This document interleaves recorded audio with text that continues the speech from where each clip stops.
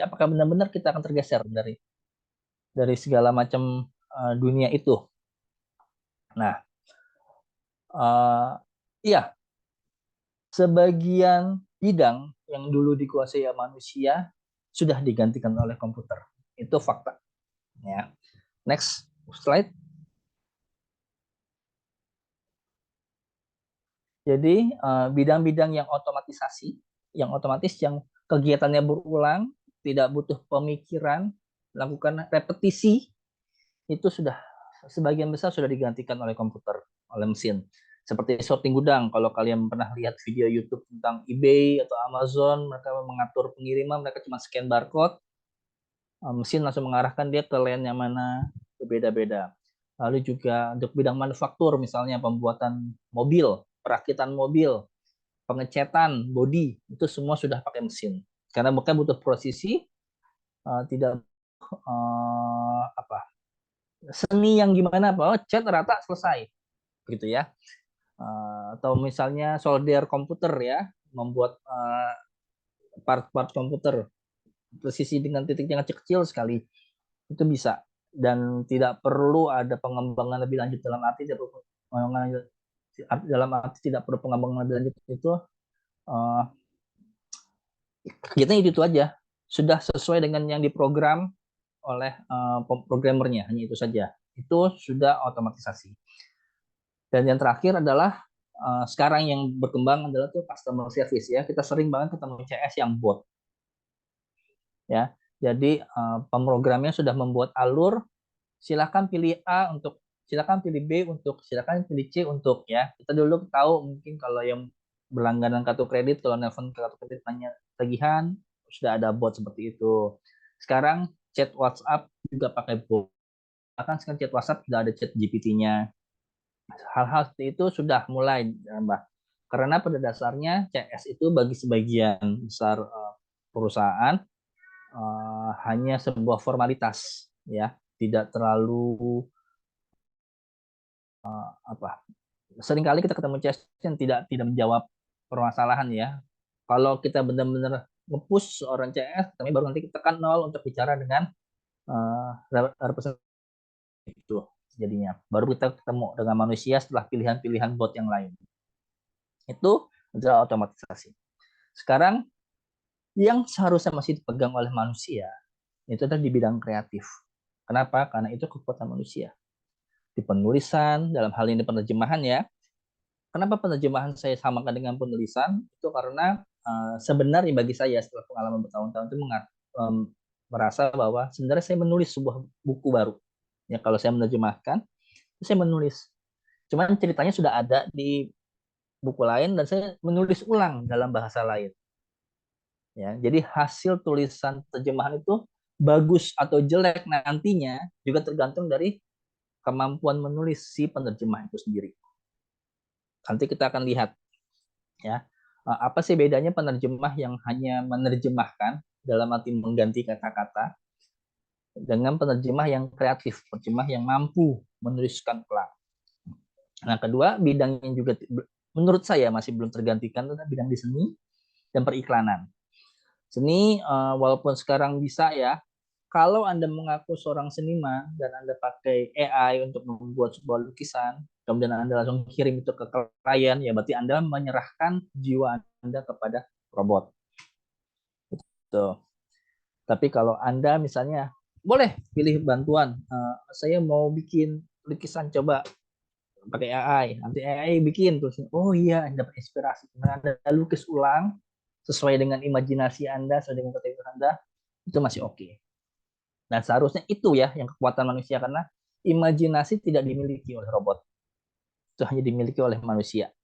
Nah, periklanan juga. Kenapa? Karena iklan itulah menggugah ketertarikan manusia, dan yang satu-satunya bisa mengerti rasa itu adalah manusia itu sendiri. Olahraga, sport juga itu bentuk dari apa ya? Keinginan manusia untuk terus berkembang. Jadi kalau Anda sudah berhenti, Anda tidak mau berpikir, Anda tidak mau berimajinasi, dan Anda tidak mau berkembang, maka Anda sudah layak menyerahkan kemanusiaan Anda kepada mesin. Tapi kalau Anda masih mau dianggap manusia, menurut saya kuncinya adalah keinginan untuk berpikir, berimajinasi, dan terus berkembang. Cari yang lebih bagus lagi, cari yang lebih hebat lagi. Gitu. Lakukannya hal yang tidak mungkin dilakukan kemarin, tapi hari ini coba dilakukan. Coba aja. Kalau gagal ya jangan juga coba. Itu. Jadi apakah akan digantikan? Tergantung bagi AI itu sendiri. Jika Anda puas dengan pekerjaan AI, kemudian menyerahkan itu sebagai pekerjaan Anda, ya berarti hanya itu. Anda sudah mengotomatisasi diri Anda sendiri. Oke ya, next.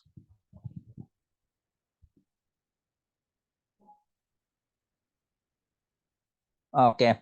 Nah, kita ngomongin penerjemahan. Sebelum ya kita ngomongin sini, saya ingatkan ya, kalau teman-teman punya pertanyaan, punya pendapat, usulan, langsung ya. Kita akan hari ini kita coba lebih ke diskusi ya. Awal-awal mungkin saya lebih banyak yang bicara, tapi nanti tengah-tengah saya harap kita lebih banyak berdiskusi. Jadi karena kita tidak ada Q&A di akhir, tidak terjawab, jadi kalau bisa ada yang nggak cocok atau ada punya pendapat, silakan langsung sampaikan. Oke, oke. Nah, penerjemahan. Saya rasa karena kita semua berkumpul sini sebagai seorang penerjemah, pasti ya kemampuan bahasa, bahasa sumber dan bahasa sasaran itu penting. Itu pasti. Kalian tidak mungkin mengaku sebagai penerjemah kalau kalian tidak punya kemampuan dalam minimal 2 bahasa. Ya. Tapi banyak yang orang yang tidak sadari sebagai penerjemah, terutama penerjemah pemula adalah mereka merasa, oh aku kuliah di Inggris, aku biasa baca buku bahasa Inggris, gitu. Aku sering ngomong bahasa Inggris, aku pasti bisa dong nerjemahin ke bahasa Indonesia, gitu kan. Aku orang Indonesia tapi lama tinggal di Inggris. Itu tidak selalu benar. Kenapa? Karena sebenarnya bagi seorang penerjemah, kemampuan kita, pengetahuan kita dalam bahasa sasaran jauh lebih penting daripada bahasa sumber. Gitu. Bagaimana kita bisa merasa tahu bagaimana sih orang Indonesia cara ngomongnya kayak gimana sih, apa sih biasa kita omongin, pakai bahasa yang sehari-hari kah atau bahasa yang formal kah? Itu jauh lebih penting daripada kita mengerti bahasa sumbernya. Bahasa sumbernya bahasa apapun kita bisa pakai. Sekarang kita pakai AI. Tapi untuk menyampaikan apa yang dimaksud oleh penulis di bahasa sumber itu butuh manusia. Gitu ya. Nah, ada baiknya untuk melakukan itu kita memiliki teknik, memiliki teori. Ya, next. Jadi di dalam penerjemahan itu sebenarnya ada banyak teori penerjemahan. Kalau kalian ikut kelas penerjemahan, mungkin kalian bisa, mungkin ada belasan ya. Tapi bagi saya pribadi, saya bukan ikut kuliah penerjemahan. Saya dulu anak bahasa ya, sastra Jerman. Saya tahu ini lebih karena otodidak dan saya baca-baca. Menurut saya yang paling penting, yang paling dasar untuk dimiliki seorang penerjemah adalah 4 ini. Substitusi, reduksi, amplifikasi, dan transposisi. Yang paling dasar, dan kalau kita sudah menguasai ini, saya rasa terjemahan Anda akan sudah cukup layak. Ya. Cukup layak bagaimana maksudnya adalah kadang-kadang kita nerjemahin untuk dibaca teman, untuk dibaca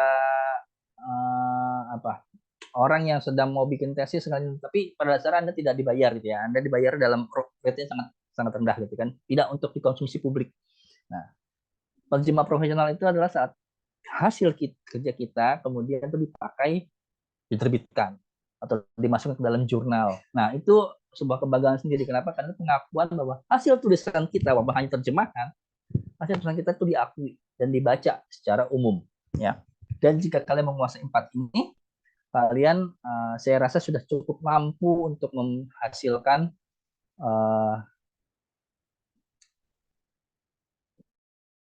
terjemahan yang layak. Oke. Nah, substitusi pada dasarnya seperti kata apa artinya ya, substitusi. Substitution menggantikan. Reduksi juga diambil dari bahasa Inggris, reduction, mengurangi, amplification, amplifikasi, memperluas, memperbanyak, memperas kurang lebih, dan transposition, posisi trans berubah, mengubah posisi, kurang lebih itu ya. Oke, next.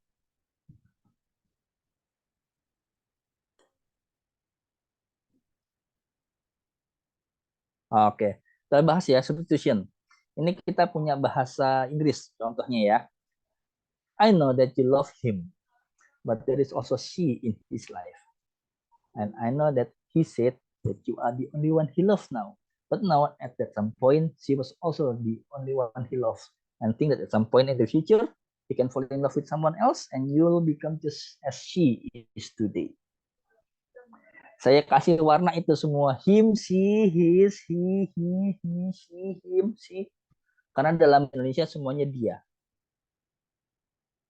Kalau kalian sebagai penerjemah yang hanya menerjemahkan kata seperti mesin, maka aku tahu kalau kamu mencintai dia, tapi ada juga dia di hidupnya. Aku tahu dia bilang kalau kamu satu-satunya dia cintai sekarang, tapi sadar bahwa pada satu saat, pada suatu ketika dia juga satu-satunya yang dia cintai. Begitu terus, dan itu akan hancur bahasa Indonesia kita. Ya, di bahasa Inggris sudah mengerti, tapi di bahasa Indonesia saat dia yang kita punya gender bias ya, tidak punya gender, itu akan sangat merusak. Nah, apa yang terjadi? Kita pakai hukum substitusi. Contohnya gimana? Ada yang punya ide nggak? Kira-kira dua kalimat ini. I know that you love him, but there is also she in his life.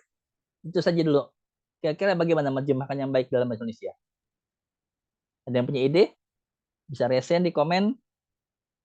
Ayo teman-teman, kira-kira gimana terjemahan dari kalimat-kalimat tersebut untuk menggantikan him, she, his yang kalau di Indonesia kan tuh cuma ada dia, dan dia.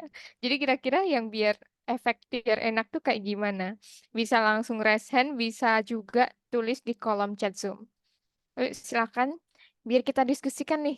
Sebenarnya gimana sih terjemahannya? Oke, ini dari Oke. Nur Sabrina ya. Aku tahu kau mencintainya, namun ada wanita lain di hidupnya. Oke, good. Ada yang lain?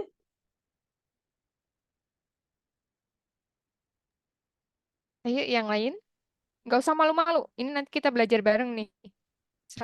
Ya. Dinda, there is also another woman.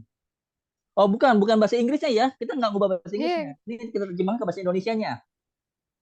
Oh, saya tahu kamu cintai dia, tapi ada perempuan lain di hidupnya. Oke, dari Michelle. Oke, Ayo, ada lagi nggak nih ada kira-kira lagi. Tadi yang pakai lebih wanita lain, enak? ada perempuan lain. Sama ya, Hmm, wanita dan perempuan. Ada yang punya ide lain? mungkin yang lain lagi ngetik ini, Kak.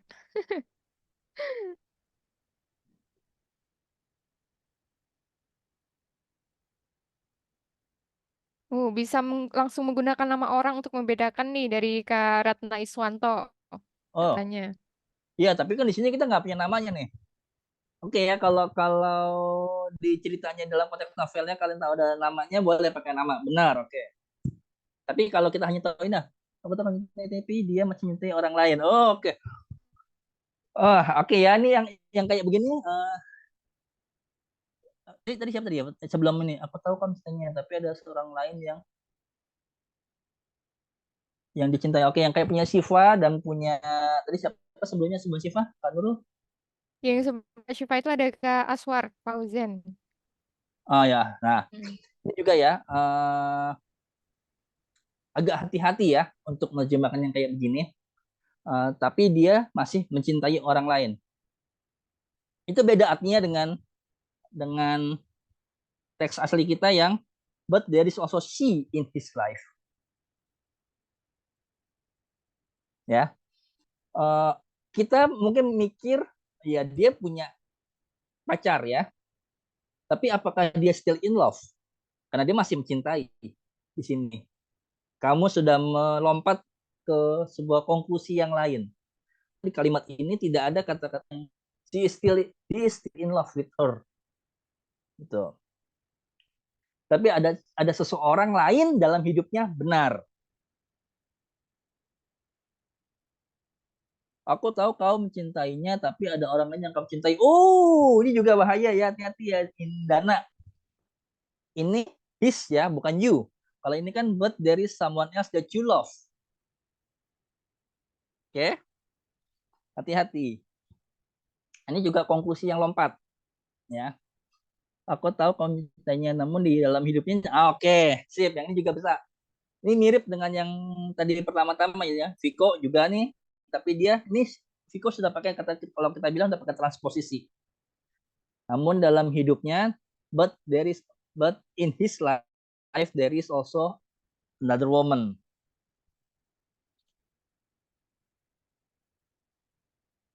Aku tahu ini, tapi ada sosok perempuan lain dalam, oke, kita bisa nampak ada wanita. Oke, sip. Ya, oke, kalian yang ya sekarang ya, bahwa sisi ini bisa kita ganti dengan perempuan lain atau wanita lain. Bahkan tadi siapa tadi, Vico lebih one step ahead ya. Dia pindahin. Namun dalam hidupnya juga ada wanita lain taruh belakang. Atau mungkin kamu juga bisa bilang, anggaplah ya, karena dari kalimat setelahnya kan dari also kalimat ini yang berikutnya ini, Queen, she was also the only one he loved, past tense. Kan? Nah, jadi kemungkinan besar ini ceweknya juga putus. Ya. Jadi kita bisa bilang mantan kekasihnya juga bisa masih.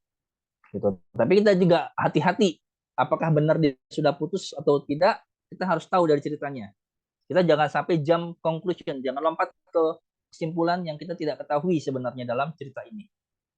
Kita tidak, sebagai penerjemah, kita tidak boleh menebak lebih jauh dari yang penulis asli sampaikan. Oke ya? Oke, nah ini yang kita sebut substitusi. Ya. Jadi kita pakai he, she, his, her, him, itu kita bisa ganti dengan perempuan lain, laki-laki itu, kekasihmu ya, misalnya kayak yang tahu ya. I know that he said that you are the only one he love now. Aku tahu kalau dia bilang bahwa kamu adalah satu-satunya yang dicintai sekarang. Tapi sadarlah bahwa dulu pada suatu ketika ya, mantan kasihnya juga adalah satu-satunya perempuan yang dia cintai atau yang satunya perempuan yang kekasihmu cintai. Nah, kayak gitu-gitu bisa kita pakai. Ya, jadi selalu berubah. Substitusi kita ganti demi kewarasan bahasa sasaran. Ya. Bisa kalau misalnya Anda menerjemahkan dari Indonesia ke Inggris, yang kita pakai ya, aku tahu kamu mencintai dia, tapi ada perempuan lain dalam hidupnya. Itu kamu nggak perlu bikin I know that you love him, but there's also another woman in his life. Nggak perlu. Kamu bisa pakai nulis kayak begini. Karena warasnya bahasa Inggris berbeda dengan warasnya bahasa Indonesia dan bahasa-bahasa lain. Good, ya. Bagus. Nah, ini kalau saya bilang di sini si Vico juara, ya. Good, good. Oke, next. Reduksi sekarang, pengurangan. Mother goes to the market to buy some vegetable. Ini kalimat SD banget. Ini anak-anak belajar SD pakai Longman tahu kalimat kayak begini. Apa sih yang dimaksud reduksi? Reduksi adalah kita menghilangkan elemen-elemen bahasa yang tidak dibutuhkan dalam bahasa sasaran. Oke. Lagi ya, kita bersama-sama. Ada yang punya saran untuk terjemahan Mother goes to the market to buy some vegetable? Dalam bahasa Indonesia seperti apa? Yuk, bisa langsung tulis lagi di kolom chat Zoom. Wah, semuanya. Langsung Oke. udah. Ibu pergi membeli sayuran. Oke. Pasarnya kemana, Bu? Oke. Ibu ke sayar. Maksudnya pasar ya? Ibu ke pasar membeli sayuran. Oke. Ibu pergi ke pasar untuk membeli sayur. Oke. Ibu pergi ke pasar membeli sayuran. Oke. Ibu ke pasar membeli sayuran. Oke, good. Oke. Nah ya, sebagian besar jawabnya mirip. Ibu pergi ke pasar membeli sayuran. Oke, benar. Jadi yang kita hilangkan biasanya, nah kalau teman-teman sadar, ya kata pergi di Indonesia kalau sudah ketemu kata tunjuk ke, itu biasanya kita hilangkan. Kalau kalian sadar ya, bahwa ibu pergi ke pasar itu nggak penting, itu kan bahasa anak SD. Tapi kalau kita biasanya sudah itu sudah normal. Saat Anda novel, dan untuk kalimatnya kalimat percakapan, Dek, ibu kemana? Ke pasar. Kita nggak pergi ke pasar. Apapun, ibu pergi kemana? Kita hampir nggak pernah. Ibu kemana? Itu karena sudah ada kata tunjuk ke, ya. Sama juga kalau kita ketemu kata tunjuk dari, ya. Ibu dari pasar. Kita tidak bilang ibu datang dari pasar. Bahasa Inggrisnya mother come, selalu begitu. Come, go, karena dia di bahasa Inggris posisi kedua harus dengan verb, ya. Nah, di bahasa Indonesia posisi kedua diisi oleh predikat, bukan kata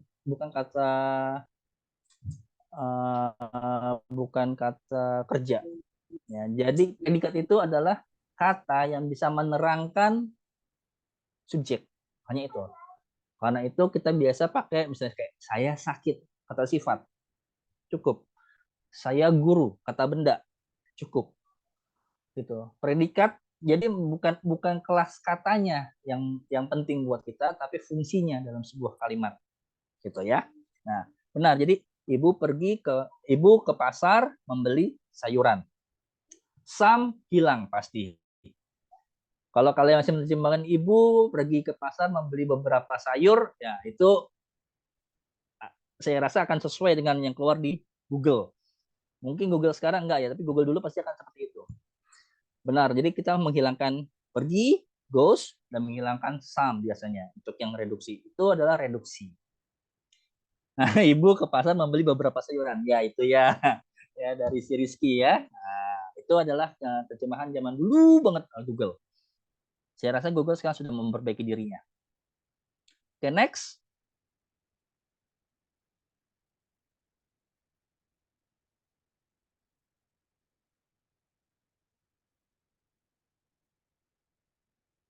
Next slide, please.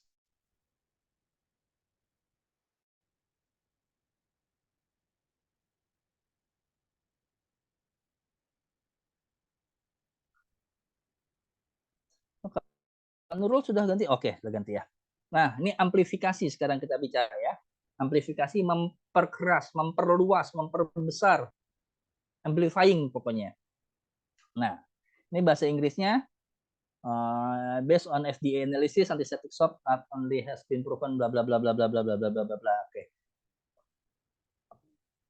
Bagian mana nih kira-kira yang bisa diamplifikasi dalam bahasa Inggris ini? Ada yang punya ide? Coba. Teman-teman, coba chat. Kira-kira mana nih yang Kira-kira bisa yang diperluas, diamplifikasi, diperluas, diperkeras, diperbesar. mungkin ada istilah-istilah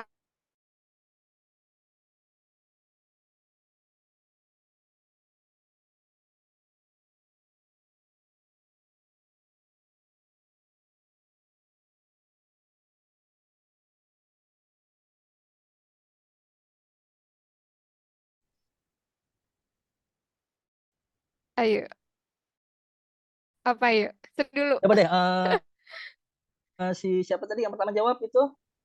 ada Uh, Kak Fatimah Sadida nih yang pertama yang jawab ya? pertama menjawab iya Kak Fatimah, coba Kak Fatimah bisa open mic nggak? Saya bisa.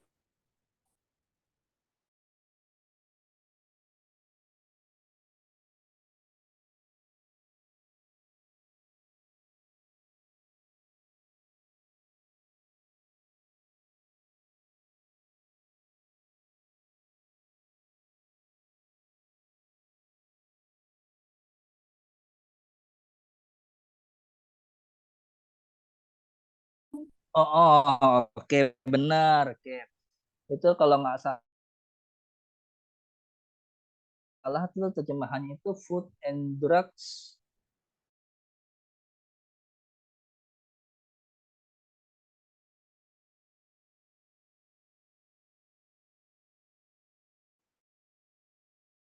Association. Terus kira-kira untuk mengamplifikasinya dalam hasil terjemahan kita itu jadi seperti apa ya? Itu mungkin bisa dijadikan badan pengawas obat gitu. Ya, kita padanan kita ke BPOM ya.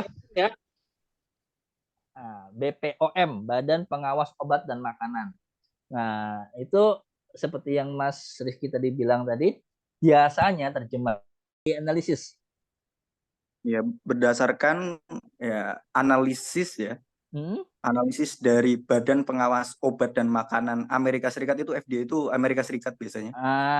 Benar sekali. Nah, itu dia. Karena mereka nggak kenal BPOM, ya, kita nggak kenal FDA, ya. Jadi kita perlu memperluas terjemahan itu. Kalau kita langsung kayak Mas Rizky tadi, berdasarkan analisis Badan Pengawas Obat dan Makanan Amerika Serikat, itu substitusi namanya jadinya. Ya, itu namanya substitusi. Kita ganti langsung. Nah, kalau kita amplifikasi, biasanya berdasarkan analisis FDA, terus kita koma atau kita sengkang, kita kasih strip, BPOM Amerika Serikat. Jadi seperti itu. Kita beri padanannya yang kita kenal. Sama seperti misalnya kita pakai itu NASA, ya, Badan Antariksa Amerika Serikat. Karena kita nggak punya, biasanya kita selalu bilang gitu. Kita sebelum kita ngomong NASA adalah Badan Antariksa Amerika Serikat, gitu kan? Kita nggak bilang lagi soal Food and Drug Administration atau National Aerospace dan lain-lainnya itu, gitu. Jadi itu bedanya antara substitusi dengan amplifikasi. Kalau amplifikasi kita masih ada nih aslinya, tapi kemudian kita jabarkan ulang. Kita jabarkan lebih panjang. Kita beri entah padanan atau pengertian atau seperti apa. Cara yang paling mudah biasanya itu dipakai itu adalah dengan footnote, ya, dengan catatan kaki. Catatan kaki itu nggak cuma ada di jurnal atau di tesis atau di skripsi atau segala macam. Bahkan di komik pun ada. Kalau kalian ada yang suka baca komik Jepang zaman dulu, mungkin Mariko-chan atau Shinchan itu. Nah, kalau kalian tahu, itu kadang-kadang ada konten-konten budaya dalam Jepang yang dianggap sangat normal di Jepang, tapi nggak kita kenal. Nah, kemudian si penulisnya juga, penerjemahnya nggak punya ide. Ini aku nggak tahu terjemahnya gimana ini. Jadi kadang-kadang kita biarkan teks aslinya, karena komik kan terbatas ya. Dia nggak boleh lebih dari teks belumnya si komik itu sendiri. Kita nggak boleh nambah-nambahin teks belumnya. Gitu. Kita cuma akhirnya memperkecil huruf kalau teksnya panjang. Nah, jadi karena kita harus menambahkan, jadi kita kasih bintang bawahnya ada tuh festival musim dingin di Jepang atau sebutan apa di Kyoto. Nah, kayak gitu-gitu keluar, biasanya kayak gitu. Itu yang paling gampang untuk amplifikasi. Oke ya. Oke, next slide. Transposisi. Tadi kita udah sedikit bahas tadi ya dengan Mas Viko. Ya, sudah bisa transposisi. Nah, her vibrant, fragrance, delicate, intricate, and exotic bouquet captivated everyone in the flower exhibition. Kira-kira ini gimana jadinya nih? Ada yang punya ide? Coba di chat. Ada pasti agak lama nih, karena menerjemahkan vibrant, fragrance, delicate, dan intricate, and exotic.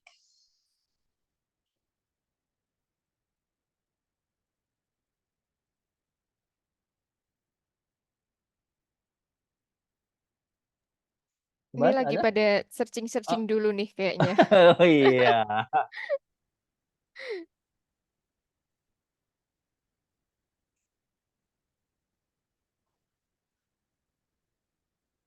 Ayo, masih belum ada ini. Ini sedang berusaha nih, mereka sedang berjuang ini.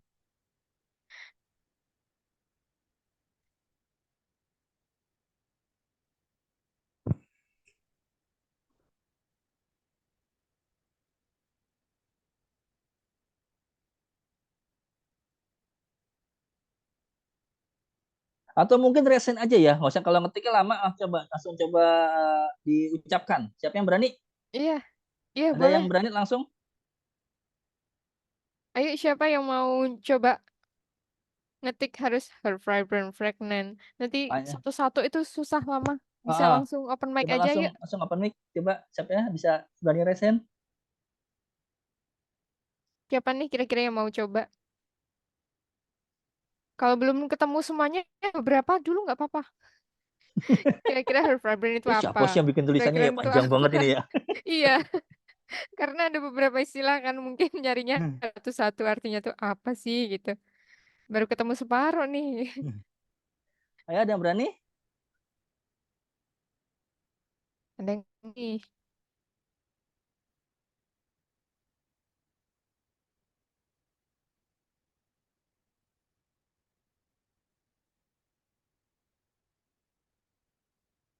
Oh, belum ketemu lagi nih kayaknya.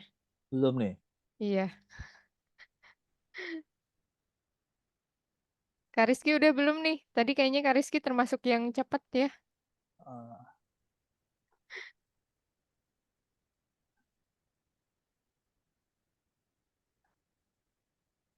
Eh, Ayo, masih ditunggu. Kira-kira transposisi dari kalimat tersebut tuh apa dan bagaimana ya Enggak, kalau kita nggak usah ngomongin transposisi terjemahin? dulu. Kita ngomongin gimana Oh sih ya. nerjemahin bahasa ini yang Ah, bahasa Inggris iya. ini gimana? Kira-kira Terjemahan kira-kira terjemahan jadinya seperti kasarnya apa? dulu gitu ya. Ah, Iya, terjemahan kasarnya nih teman-teman.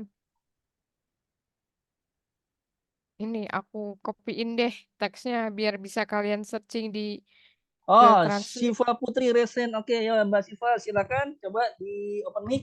Iya, Kak. Ini Oke, selamat malam Kak Siva. ya malam, Kak. Ah, Ini ah. arti kasarnya dulu ya, Kak. Iya, kasarnya aja dulu. Ah. Oke, jadi artinya itu karangan bunganya yang rumit dan eksotis, segar, memikat semua orang yang ada di pameran bunga tersebut. Seperti itu, Oh, Kak. kurang lebih begitu. Oke ya. Ya. Benar. Nah, kita nggak usah ngomongin detailnya ya. Benar tadi. Sekarang Kak Siva, kenapa Kak Siva bilangnya tadi gimana? Karangan bunganya yang segar. Gimana tadi Kak?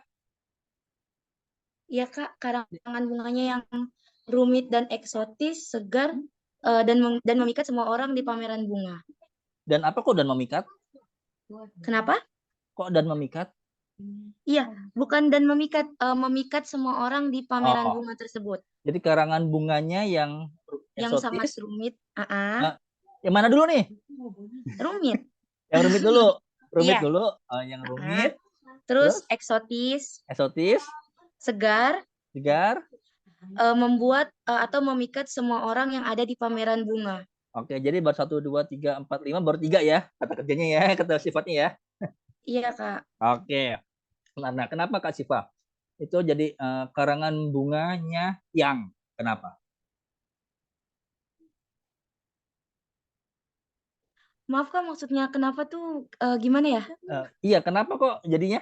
Kan kenapa nggak bikinnya karangan bunga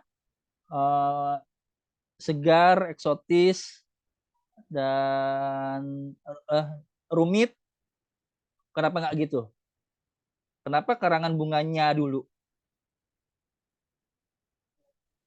Karena kalau sepaham saya biasanya kalau kalimatnya di belakang jadi ditaruh di depan, Kak. Terus itu baru Kan artinya kalau di kan belakang. ini kan kalau new car, mobil baru. Ya, cuma kita Ya. balik aja ya. Sekarang kalau ini kan berarti tinggal kita balik ini ya. Bouquet, exotic, intricate, delicate, fragrance, vibrant, her. Kenapa nggak gitu aja kita nggak baliknya? Kenapa bouquet, her, exotic, intricate, delicate, fragrance, vibrant?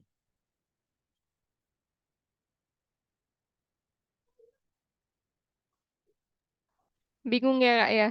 Bingung ya? Oke. Iya, bingung, Kak. Bingung. Gak apa-apa. Kita Ternyata nggak masih sadar di ya kenapa sini. ya. Iya, Bingung. maksudnya agak sedikit kurang paham aja sih, Kak. Mungkin kakaknya bisa bantu jelasin. Enggak, benar itu maksudnya karena kita sebenarnya saat sebagai orang Indonesia ya yang biasa bicara bahasa Indonesia itu otomatis. Gitu ya. Tapi sebenarnya itu ada teorinya bahwa iya benar kan exotic bouquet ketemunya sama buket yang eksotis atau buket eksotis. Langsung ketemu ya. Tapi ketemu her di depan kata awal kepemilikan itu dalam bahasa Indonesia tuh hampir tidak pernah dilepas. Ya, hampir tidak pernah dilepas. Jadi dari kata benda dengan yang memilikinya hampir selalu digabung. Gitu. Bouquet atau karangan bunganya. Karangan bunga miliknya. Itu selalu nempel, deket banget. Nah, tapi ada sedikit bedanya kalau kalian pakai miliknya. Tapi benar, karangan bunganya. Nah, karena sudah adanya, ya kita dalam bahasa Indonesia itu kata sifat itu hanya boleh satu yang nempel ke kata benda. Ya, jadi kalau ada banyak kata benda sekaligus tuh nggak boleh nempel sama si kata bendanya. Jadi harus kita pisah dengan yang. Misalnya begini, nggak usah my, expensive, new, blue, recently released car. Itu ada 4 kata sifat. Dalam bahasa Indonesia, kita cuma boleh pilih satu yang nempel. Mobil baru, terus mahal, baru keluar, dan biru, itu kita nggak boleh digabung sekaligus. Ya misalnya kayak istri saya, istri cantik, muda, periang, itu nggak boleh digabung jadi satu. Cuma ada satu doang yang boleh nempel. Istri periang yang sisanya lagi. Mobil baru yang mahal, baru saja diluncurkan, dan biru. Itu bahasa Indonesia seperti itu. Ya, nah sekarang kalau bukenya sudah punya her, karangan bunganya, maka seluruh kata sifat yang lainnya harus dipisah dengan yang. Jadi ke belakang, dan itulah namanya transposisi. Dan itu akan sangat membingungkan buat orang asing. Ya, karena saya juga mengajar BIPA, bahasa Indonesia bagi penutur asing, dan mereka bingung kenapa harus ada yang di sana. Ternyata mereka nanya, kenapa itu setelah mobil itu ada yang di belakang itu? Karena di bahasa Inggris nggak perlu ada which. Mereka nggak taunya yang itu which, gitu. Which is. Nah, kenapa? Karena di bahasa Indonesia kata sifat hanya boleh ada satu yang nempel. Dan karena katanya udah yang nempel ini ke her, kata kepunyaan, ya, kata benda dengan kata kepunyaan itu harus selalu berdekatan, maka seluruh kata sifatnya akan pindah ke belakang. Karangan bunganya yang cerah, harum, lembut, rumit, dan eksotis, memikat semua orang di pameran bunga tersebut. Itu kalau kata si Kak Yanti. Benar banget. Dan itu namanya transposisi. Kadang-kadang kita otomatis merasa begitu, ya. Tapi sebenarnya teorinya ada aturan grammarnya. Good, very very good. Next. Oke, kita sekarang ke contoh kasus ya. Ini saya ambil langsung dari berita CNBC, dan CNBC ini terkenal sekali memakai terjemahan yang langsung dari mesin. Kalau kalian searching berita ini dan kalian searching versi Indonesianya ada, ya, dan dia akan persis seperti yang kita bahas hari ini hasilnya, ya. Jadi ini real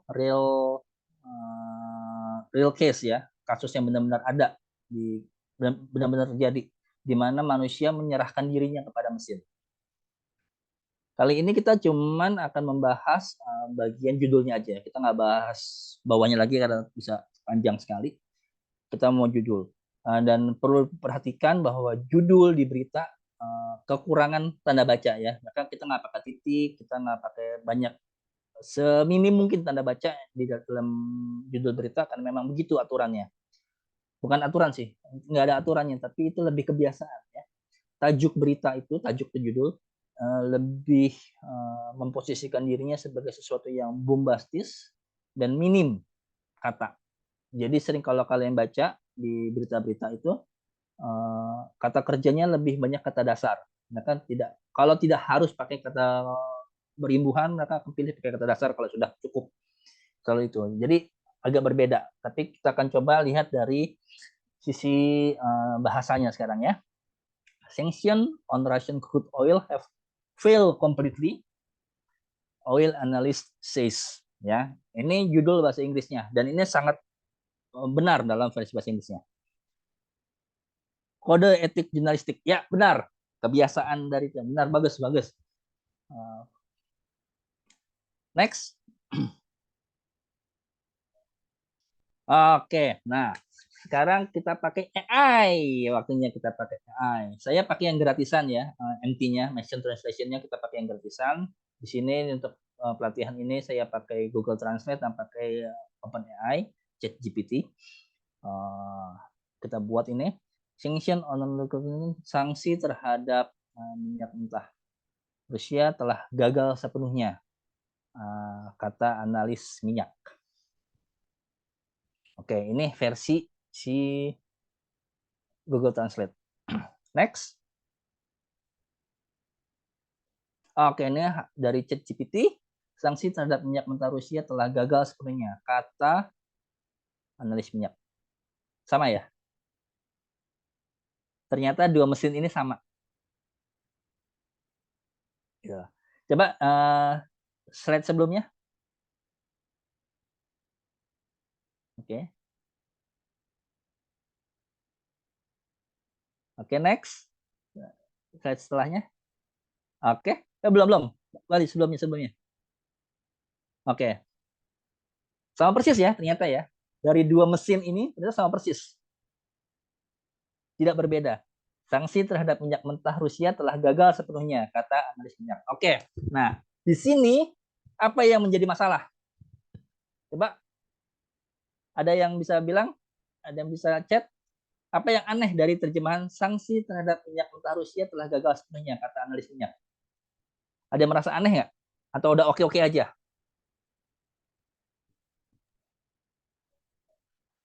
Ayo, siapa nih yang mau coba? Kata telah. Kira-kira Oke, kata telah. yang lain mungkin? Kira-kira mana nih yang aneh dari hasil translate di ChatGPT sama Google Translate yang Ya, tadi? sama ternyata ya. Mereka boleh berkoarse kita lebih hebat, ternyata hasilnya sama di sini.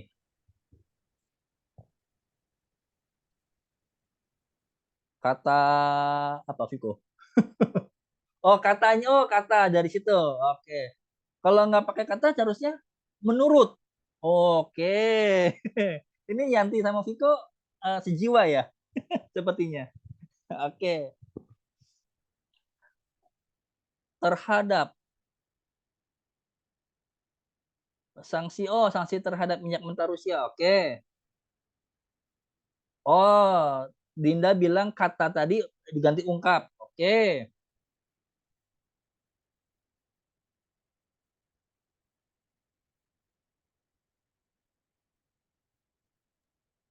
Ada lagi Ada yang lain? lagi nggak nih?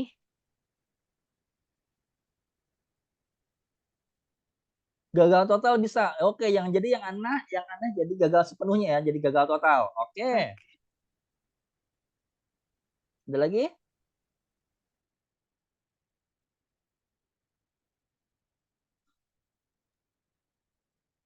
Itu kata telah sama kata Ini siapa ini? Maaf.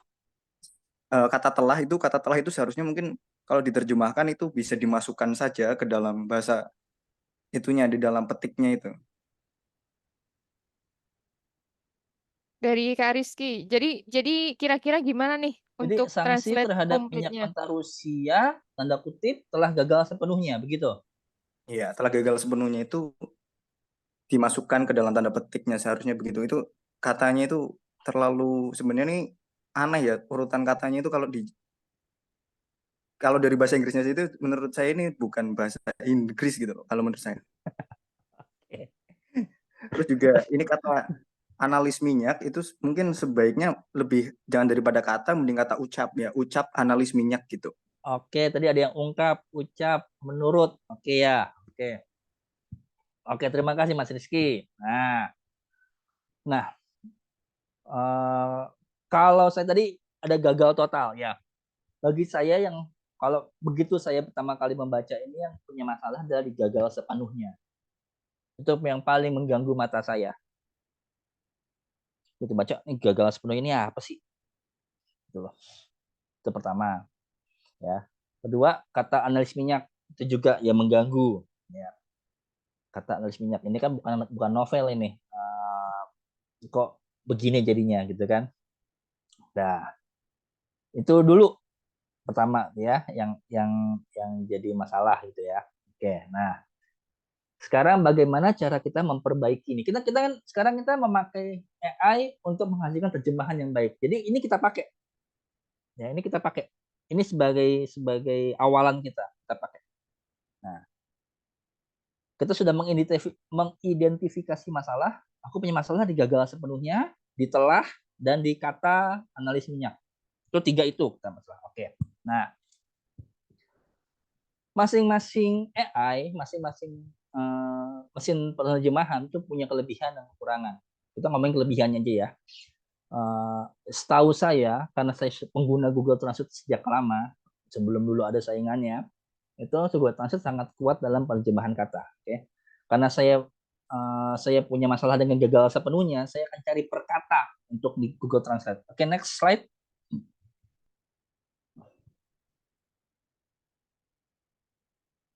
Next slide. Nah, ini Google Translate sangat bagus untuk menerjemahkan kata per kata, ya. Karena memiliki fitur yang menampilkan sinonim. Kalau dia nerjemahinnya kata, ya. Seperti bilang ini, saya bilang terjemahan dari completely, ya. Dia bilang sama sekali, serba, habis-habisan, habis-habisnya. Banyak tuh kalau dipanjangin lagi panjang mungkin, gitu ya. Itu. Dan itu bisa memberi penerjemah inspirasi. Oh iya, kenapa nggak pakai kata ini aja ya? Salah satu situs yang sering saya pakai untuk menerjemah adalah sinonimkata.com itu. Itu kalau saya lagi cari kata bahasa Indonesia, apa sih yang lain dari yang kata yang biasa standar tuh, itu sangat kepake. Ya, ini Google Translate juga bisa. Kalau perkataan enaknya pakai DeepL. Oke. Saya nggak pernah pakai DeepL. Maklum, saya kan old school. Saya tahunya hanya Google Translate dulu. Ya, itu kehebatan anak-anak sekarang ya. Kalian boleh pakai AI apapun, yang paling cocok dan paling enak menurut pengalaman Anda sendiri. Kita sekarang karena lagi makainya si Google Translate dan ChatGPT, kita pakai keduanya dulu. Kalau kalian nanti menemukan yang lebih enak, monggo dipakai, dan kalau bisa di-share ke saya, jadi nanti saya akan coba si DeepL ini. Oke. Di sini saya sekilas ya, sebelum kita ngebahas brainstorming dengan teman-teman ini, saya tertarik dengan kata sama sekali. Oh iya, at all, completely, absolutely. Sama sekali. Itu kayak lebih bagus daripada gagal sepenuhnya.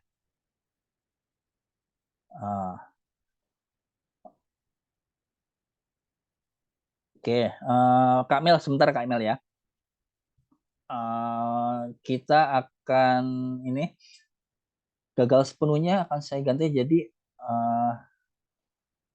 gagal sama sekali dalam hati saya gitu. Nah, sekarang ini baru si Google Translate ya. Apa sih sekarang kelebihannya di ChatGPT? Nah, ChatGPT itu kelebihannya adalah, next slide, dia itu bisa kita kasih perintah yang spesifik. Di sini setelah saya selesai dapat analis minyak nih ya, telah gagal sepenuhnya kata analis minyak, saya bilang sama ChatGPT-nya, jangan pakai kata gagal sepenuhnya. Saya nggak mau itu hilang, diganti. Saya nggak mau pakai itu. Spesifik saya bilang, karena saya paling bermasalah dengan gagal sepenuhnya. Nah, kemudian dia bilang deh, sanksi terhadap minyak mentah Rusia dianggap tidak berhasil sama sekali. Sama sekalinya nol, sama kayak tadi aku lihat di Google Translate. Oke lah, pakai ini. Itu yang ada di benak saya waktu saya bikin ini ya. Pertama kali, oh iya ini, oke. Jadi saya memastikan semua yang ada di mesin translation, tarik. Jadi saya pakai sama sekalinya, saya pakai tidak berhasil sama sekali. Daripada gagal sama sekali juga gagal sama sekali. Oke, tidak berhasil sama sekali. Oke lah. Gitu. Jadi saya pakai versi yang ChatGPT ini. Sanksi terhadap minyak mentah Rusia dianggap tidak berhasil sama sekali, kata analis minyak. Oke. Tapi ini juga jadi masalah. Ya, setelah saya pakai ini, saya ketemu kata dianggap, dan masih kata analis minyak masih ada. Ya. Tapi kita oke lah ya.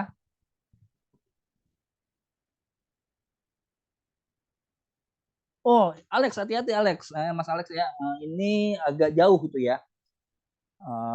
Produsen minyak mentah Rusia gagal menerima sanksi. Bukan. Produsen minyak mentah Rusia diberi sanksi, tapi sanksinya tidak berpengaruh karena mereka diberi sanksi tidak boleh jual minyak mentah, tapi mereka bisa menemukan orang yang mau beli, gitu lah. Mereka nggak boleh jual ke Eropa, mereka diberi sanksi tidak boleh jual di Eropa, dan mereka menjualnya ke Cina dan India. Tuh, jadi gagal sanksinya. Itu maksudnya dari berita itu. Oke ya. Oke, sekarang kita pakai sanksi terhadap minyak mentah Rusia dianggap tidak berhasil sama sekali. Kata analis minyak, kita pakai itu dulu. Next. Nah, ya. Ini yang kita pakai. Dan yang jadi masalah di saya waktu ini adalah dianggap tidak berhasil sama sekali, dan kata analis minyak itu adalah 3 kata yang masih bermasalah. Kenapa? Next. Nah, karena tadi sini yang pertama tadi kita pakai kata telah. Diganti sama ChatGPT jadi dianggap. Dianggap kan considered. Sedangkan yang pertama maknanya lebih keras. It is fail. Tidak ada considernya di sana. Gitu. Jadi di sini kata dianggap akan saya hilangkan. Telah pun juga saya hilangkan, tidak saya pakai lagi. Kenapa? Ya, karena dalam bahasa Indonesia kita nggak kenal tenses. Walaupun kita punya kata sudah, telah, dan akan, tapi tanpa itu pun kita sudah bisa menyatakan apakah itu future atau past tense.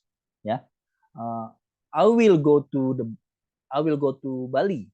Ya, tomorrow itu kita bisa bilang saya akan pergi ke Bali besok atau saya ke Bali besok, nggak masalah. Will tidak berperan penting untuk bahasa Indonesia. Begitu juga dengan telah dan sudah. Ya, tidak terlalu signifikan seperti seperti wajibnya bahasa Inggris, gitu ya. Jadi telah di sini juga saya hilangkan karena tidak signifikan maknanya. Next. Oke ya. Jadi sekarang sanksi terhadap minyak mentah Rusia hilang, dianggap telah hilang. Sekarang masalah tidak berhasil sama sekali. Oke, kita simpan kata analis minyaknya. Kenapa masih bermasalah? Kan udah dikasih Mas tadi sama Google-nya. Sama sekali. Tidak berhasil sama sekali. Nah, kenapa bagi saya itu masih bermasalah? Ya, saya mau nanya tapi kasihan nih. Saya langsung aja deh gini.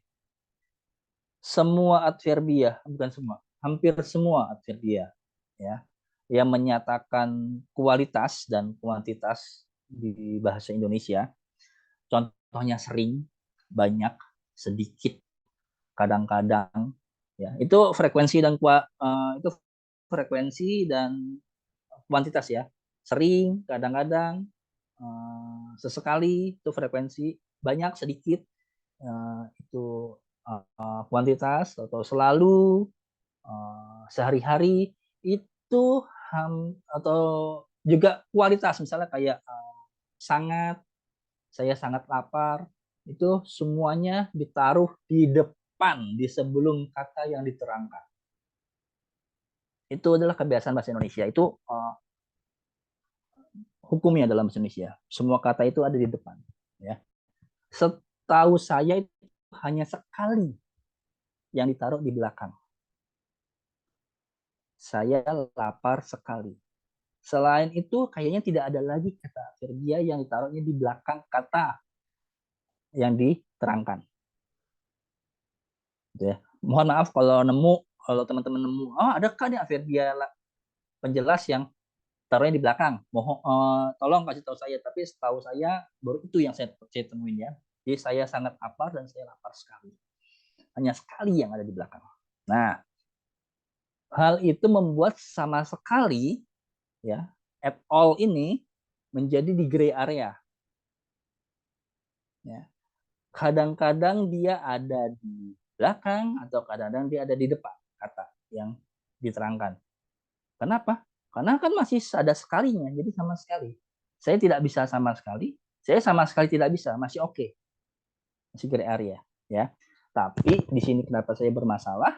Karena saya menyadari hukum itu dan hanya sekali yang ada di belakang yang sepengetahuan saya, jadi saya inginnya sama sekali ada di depan. saya sama sekali tidak berhasil. Itu kalau saya, ya, berpanduan pada kebiasaan atau biaya yang lain. Karena bagi saya sekali, very, dengan sama sekali at all itu berbeda dalam arti dan penggunaan. Ya, jadi saya lebih suka itu dari depan. Jadi next slide. Hasilnya yang saya buat itu adalah sanksi terhadap minyak mentah Rusia sama sekali tidak berhasil. Itu yang saya buat. Ya, gitu. Kenapa? Karena tadi alasannya. Nah, sekarang kita kembali ke kata analis minyak. Kata, ungkap, menurut, dan lain-lainnya. Oke. Nah, ini kalian tahu ya, ini kan kalimat langsung ya, maksudnya ya, teman-teman ya. Dari si analis minyak tuh ngomong, dan ini ucapannya sanksi terhadap minyak mentah Rusia sama sekali tidak berhasil. Itu omongannya si analis minyak. Nah, di Indonesia ada 3 cara nulis kalimat langsung. Oke, next. Nih, 3 tipe penulisan kalimat langsung. Bahasa Inggrisnya sama ya. The situation is very sensitive. Sinteyong says. Ini bahasa Inggrisnya seperti itu. Dalam bahasa Indonesia, versi pertama adalah Sinteyong berkata, situasi sangat sensitif. Atau situasinya sangat sensitif. Boleh ya. Ini kayaknya saya dulu agak-agak miss. Tapi ya, situasinya sangat sensitif. Situasi sangat sensitif. Oke. Cara yang kedua, seperti yang kita tadi baca, situasi sangat sensitif. Kata Sinteyong. Ini umum kita pakai di novel atau naskah-naskah lain. Nah, yang ketiga adalah tipikal penulisan dalam naskah drama atau skenario. Pakai titik 2. Ya. Ini nggak boleh kita pakai di novel di tengah-tengah narasi. Tapi kalau kalian membuat drama, membuat sinetron, pokoknya yang pakai naskah, skrip, si orang itu harus ngomong apa, ini caranya. Pakai titik 2. Dan adegan yang lain, narasi segala macam akan dibuat dalam tanda kurung. Oke, next slide. Kalau kalian bingung maksudnya aku kayak apa, ini contoh dari skrip di naskah drama ya. Jadi Saiful bicara apa. Nah, kemudian adegan atau narasi atau keterangannya akan ditulis dalam tanda kurung. Ini adalah penulisan drama. Ya. Terus Bojes ngomong lah, dia semua omongan titik 2. Ini adalah model drama. Nah, ini bisa kita adaptasi. Contohnya ada di berita ini, di bola.com. Ya. Dan kita juga sering masih baca di Kompas macam modelnya sama. Sinteyong titik 2 langsung omongannya. Tanpa pakai kata tadi yang mengganggu kita semua itu dengan berubah jadi ungkap, menurut, pendapat, dan sekian kata lainnya itu. Kita bisa hilangkan si kata yang mengganggu itu dengan mengubah gaya penulisannya. Nah, ini yang saya bilang kenapa pengetahuan kita akan bahasa sasaran jauh lebih penting daripada pengetahuan kita dalam bahasa sumber. Bahasa sumber kita bisa pakai bantuan mesin. Tapi untuk mengedit, memformulasikan sebuah hasil terjemahan, itu butuh sekali pengetahuan dalam bahasa sasaran. Dalam contoh kita kali ini adalah bahasa Indonesia. Begitu. Kita bisa pakai, oh aku tahu nih ada model seperti ini, oh aku tahu nih ada aturan seperti ini, oh aku tahu nih ada kebiasaan seperti ini. Itu semua didapat dari pengetahuan si penerjemah itu sendiri. Oke, next. Nah, jadi hasil akhirnya adalah saya buat di depan, analis minyak titik 2. Sanksi terhadap minyak mentah Rusia sama sekali tidak berhasil. Itu hasilnya versi saya. Ya. Kalau kalian mau bikin gagal total, masih oke. Ya. Atau kalau mungkin kalian dari punya background fakultas minyaknya, apa sih aku lupa istilahnya itu, terus kalian tahu analis minyak itu punya istilah sendiri, boleh. Apakah analis petroleum atau apa, menurut kalian itu lebih keren, boleh. Itu pengetahuan yang saya tidak punya. Ya, kalau kalian punya background itu, boleh. atau sanksi terhadap minyak mentah mau kalian ganti jadi istilah yang lebih ngetren di yang paling benar dalam arti di fakultas sana juga tidak masalah ya. Nah, dari pengetahuan saya yang terbatas, saya menghasilkan analis minyak, sanksi terhadap minyak mentah Rusia sama sekali tidak berhasil. Itu. Dan kenapa tidak ada titik? Karena tidak pernah ada tanda kata titik di judul di dalam judul. Begitu. Nah, sampai sini ada pertanyaan. Ini Kak Mel tadi nanya soal CAT tools ya. CAT tools itu kan integrasi dari beberapa tools ya. Dia sudah ada terjemahan, sudah ada memory tools-nya, dan sudah ada track changes-nya. Jadi bagaimana harus memahami CAT tools itu saya pikir sebenarnya bukan di sini ya forumnya, tapi saya bilang begini. Kalian harus coba dan kuasai. Dan itu take time ya, learning curve. Kalian harus coba, oh nanti ini nih. Jadi gunanya CAT tools itu sebenarnya adalah kamu punya satu alat di mana menyimpan vocabulary yang sudah kamu terjemahkan, kamu punya glosarium sendiri, kamu punya punya database kata, kamu punya database frase. Nah, terus kamu juga bisa lihat track changes, apa yang sudah berubah, apa yang kamu edit, ya. Terus kamu juga bisa lihat ada perbandingan antara tools dari mesin dengan tools dari dan hasil terjemahan kamu. Itu biasanya seperti itu di CAT tools. Oke. Bagaimana seorang translator menerjemahkan dokumen? Apakah boleh? Apakah ini maksudnya gimana nih Mbak Kadinda nih? Mungkin maksudnya karena masih pemula gitu, biasanya boleh nggak sih Kak kalau mau nerjemahin project kayak dokumen kayak gitu? Mungkin ada beberapa yang butuh sertifikat khusus seperti untuk menjaga kerahasiaan atau apa lain sebagainya. Nah, kira-kira kalau ini terus kalau menggunakan AI, ChatGPT itu gimana gitu? Itu ya. Kalau aku sih nggak ada hubungannya ya dengan baru atau tidak.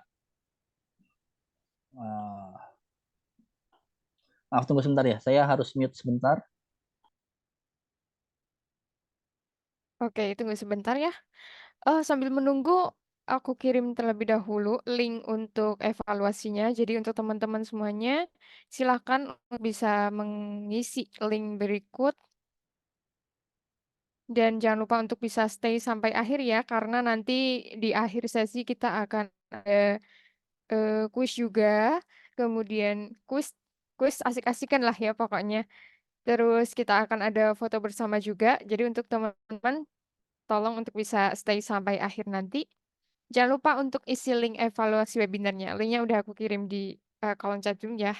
Bisa diisi sekarang, bisa juga diisi nanti. Oke, maaf ya ada gangguan teknis sedikit, ada masalah dengan listrik. Tadi kita jawab dulu ya punya Kak Dinda tadi ya. Saya nggak ada, sebenarnya dalam menerjemahkan dokumen itu nggak ada hubungannya dengan pemula atau tidak pemula, dengan AI atau tidak AI. Saat seorang klien memutuskan memberikan Anda sebuah job, itu adalah tanggung jawab klien. Kalau nanti kalian bilang tolong ya, ini kerahasiaannya harus dijaga, tidak boleh keluar, tidak boleh disebarkan ke publik, maka itu juga jadi sebuah kewajiban bagi penerjemah untuk keep, tidak menunjukkan kepada siapapun. Itu.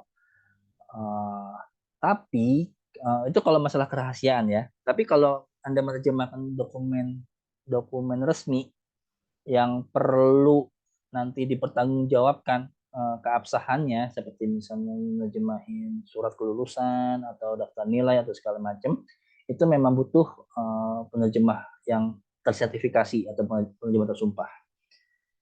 Itu kalian bisa bergabung ke Himpunan Penerjemah Indonesia yang paling mudah. Di sana ada tata caranya. Nanti kalian akan ikut tes. Kalian akan dapat pada dasarnya begini. Pada dasarnya itu kalian harus ikut pelatihan. Lalu kalian akan dapat rekomendasi dari himpunan penerjemah. Tidak harus HPI. Ada beberapa himpunan lainnya. Dari surat rekomendasi, katakan gini, Anda seperti dokter dapat rekomendasi dari ID dan Anda boleh praktek. Nah, jadi Anda seorang penerjemah dapat rekomendasi dari badan penerjemah, kemudian Anda diambil sumpahnya oleh Kemenhumkam, dan kemudian Anda boleh berpraktisi sebagai penerjemah tersumpah. Itu aja. Oke, sekarang Alex, apa sih bedanya penggunaan petik 1 dan petik 2? Gini. Di judul biasanya itu ya. Oke, sebelum ke judul, oke. Petik 2 itu adalah untuk kalimat langsung biasanya atau kalimat yang dipertegas. Benar. Itu sebenarnya fungsi dari petik 2. Jadi kalau kalimat langsung, Andi berkata, koma, tanda kutip, kamu jelek. Itu petik 2. Ya. Atau dalam sebuah narasi, kenapa kamu masih suka dengan kutip si kroco itu? Nah, itu dikutipin, itu dipertegas ya. Nah, itu fungsinya petik 2. Petik 1 fungsinya adalah saat ada petik lagi di dalam kalimat berpetik. Jadi Andi berkata, koma, kutip 2, kenapa kamu masih suka dengan si kroco itu? Nah, si kroconya pengen dipertegas lagi. Si kroconya jadi petik 1. Itu bedanya petik 2 dan petik 1. Nah, kenapa di judul tadi pakainya petiknya cuma 1? Ya, seperti saya bilang lagi, si judul biasanya itu ingin seminim mungkin pakai tanda baca. Tuh. Dan karena kalau petik 2 itu biasanya mereka pakai untuk kalimat langsung, dan kalimat langsungnya kan sudah nih ya, kata analis minyak. Nah, berarti itu udah ada kutip 2-nya ya di awalnya sebenarnya. Di seluruh kalimat ini sanksi terhadap minyak mentah Rusia sama tidak Rusia itu harus dikutipin seharusnya. Nah, sama sekali tidak berhasil adalah kutip 1 doang. Karena itu yang ditekankan. Nah, di sini karena mereka tidak mau pakai titik, nggak mau pakai, ya judulnya memang tidak pakai titik, mereka pun membuang sih kutip 2. Jadi seringnya kalau kalimat langsung itu tidak pakai kutip lagi. Itu sebabnya kenapa sih kata analis minyak ini jadi mengganggu. Begitu. Ngerti nggak, Alex? Gimana nih Kak Alex? Kira-kira masih bingung atau sudah cukup ada gambaran bedanya penggunaan petik 1 dan petik 2? Bisa chat di kolom chat Zoom. Atau mungkin masih ada pertanyaan. Teman-teman yang lain juga kalau misal masih bingung bisa. Oh, Oh, good. paham. Oke. Oke ya, kita lanjutkan ya. Next slide. Oke. Ini contoh kasus yang kedua ya. Jadi contoh satu kasus yang pertama selesai. Kita sekarang ngomongin judul, jadi agak beda. Sekarang kita ngomongin novel. Panjang ini. Oke. Oke, kita Vicon sebentar lagi ya. Kita baca contoh kasus dulu. Ini naskah novel yang biasa. Oke, next slide. Kita nggak akan membahas seluruh kalimat ini. Kita akan bahas yang kalimat keduanya ini aja. Saya pakai ChatGPT karena tadi pengalaman saya ChatGPT dengan Google Translate sama, mirip. Jadi saya cuma pakai satu aja di sini. Ya. Waktu saya baca bahasa Inggrisnya, saya sudah tahu akan ada masalah dengan kalimat-kalimat dengan kata-kata yang saya garis bawahi ini ya di biru. All real martial arts, moreover, and gotten closer and closer to Branson. Itu bagi saya tuh, oh ini pasti bermasalah. Dari pengalaman saya itu yang jadi masalah. Dan benar, begitu saya buat terjemahannya dalam ChatGPT, adalah semuanya ahli bela diri yang sebenarnya. Ya, ternyata moreover selain itu bagus. Ya, kadang-kadang penerjemah ada yang bilang moreover itu lebih-lebih karena more mereka mikirnya. terlebih lagi, wah kayak gitu lagi. Ya. Tapi ini chat GPT-nya udah lumayan oke. Dia keluar dengan selain itu. Ya, selain itu dengan situasi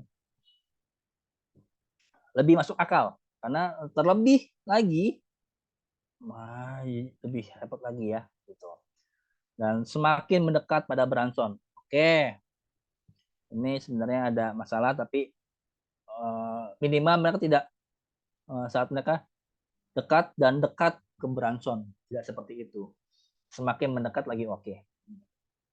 Jadi ini yang bagi saya yang ketemu masalah yang benar-benar masalah adalah semuanya ahli bela diri yang sebenarnya. Itu dia masalahnya. Ya, di kalimat yang pertama yang paling mengganjal di benak saya. Nah, berikutnya adalah kita pakai Google Translate. Karena saya nggak suka dengan yang sebenarnya ini. Kata-kata yang sebenarnya saya ganti. Saya mau ganti apa nih? Gitu kan? Hal pertama yang saya pikirkan adalah saya cari real di Google Translate. Next.